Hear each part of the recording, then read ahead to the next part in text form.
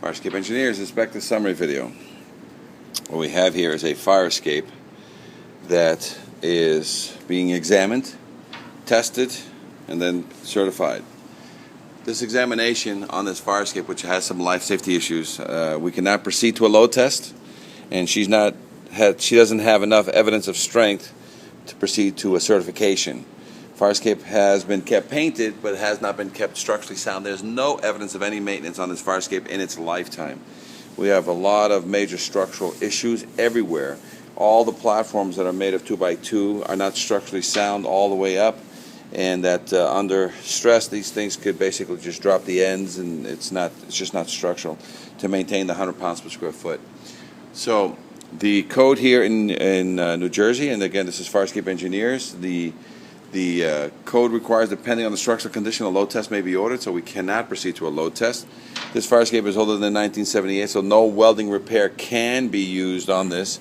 And once she does have all the rust removed from all the connections that I'm going to be showing in the video, she can then proceed to a load test. But 75% of all the structural connections are in bad disrepair. 100% of the treads, 100% of the supports. And then if we do leave behind any original hardware anyway, it's going to be so little that the cost of load testing is going to exceed the full refurbishment. So this is a candidate for a full refurb, and she does have some life safety issues on fire escape number 3 of 11. Okay, so we're here in Jersey City. Let me talk about what's going on here.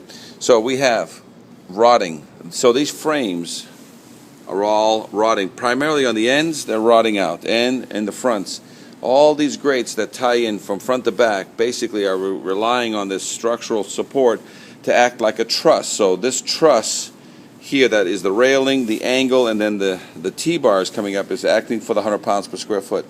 That's all rotted out. As you can see, it's all rotting. As we go up, the bolts are all gone, popped. There's no nuts left. So this doesn't allow it to act in unison. We got treads that are ready to fall, and a lot of that because the rust was never removed. So as you start getting rust jacking, it starts blowing out the bolts, starts blowing out the connections, and so we got rust. We also have rust that is built up on top, so instead of cleaning it, they've been painting over it, so the rust is eating the tread connection, which is an angle and then flats and a rivet. So a majority of these treads might not even be able to be repaired because there's too much rust on the connection, as you can see there. Lots of rust. So it's got side bolt issues, it's got top rivet issues on all these fire escapes. Look at all this heavy corrosion on the angle. Now this area here, which is supposed to have some bolts holding this angle, holding that weight, is one of the main concerns. Look at that rotting piece there. Look at this original hardware. Look at those nuts rotting out. This ladder, when you pull it down, that slides up and down that pole. Those weight boxes and the chain needs to be swapped out for new cable, probably most likely to be galvanized and covered in plastic. So as we go up the treads, again, so we have life safety issues on pretty much on the framework of all the structures, but the treads, some treads as I go up, I'll show you, are ready to drop. But a lot of it, 100% of all the connections into the wall are spalling, and there's rust jacking and ice jacking happening at every single support going into the building, which is happening all around the building. This is my 5th or 6th fire escape that I'm inspecting, and all of them have structural issues into the wall, 100% of them. Right now, every connection into the wall. But look, the nuts are gone, heavy corrosion, pulling away from the building, pulling away from the cement. As we go up, you're going to be able to see holes into the building. Rust and treads. Here's a tread right here. Don't forget that's the cable and the chain filled with cement, and that's rotting from the inside out. These tracks basically get so much paint on them, they don't slide up and down very well. Rust, huge rust corrosion there, huge rust corrosion there. It already ate through, see?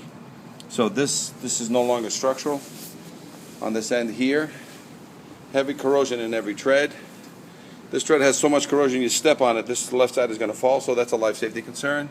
It's eating the connections to the rail. Cement issues into the wall. Cement issues into the wall. You can actually put your finger into those connections into the wall, so the spalling has removed the rust that's holding the support into the building. So that's no longer happening. The J hooks that hold the grating and hold also the stringers in position. Gone. Heavy corrosion, heavy corrosion. Tiebacks, there's no cement in there, so this railing is no longer helping it tie it back. As you can see. And we'll talk about this connection right here. These pulleys must be greased, and they must have a new chain or a new cable. We recommend cable, but look at all this rust. Look at all this heavy duty rust. This entire weight box is relying on this railing to be tied in correctly. And this railing, I'm going to mark this because this is a lot of weight for it to be, so that's another life safety concern, especially where the weight box is. I'm going to mark that up.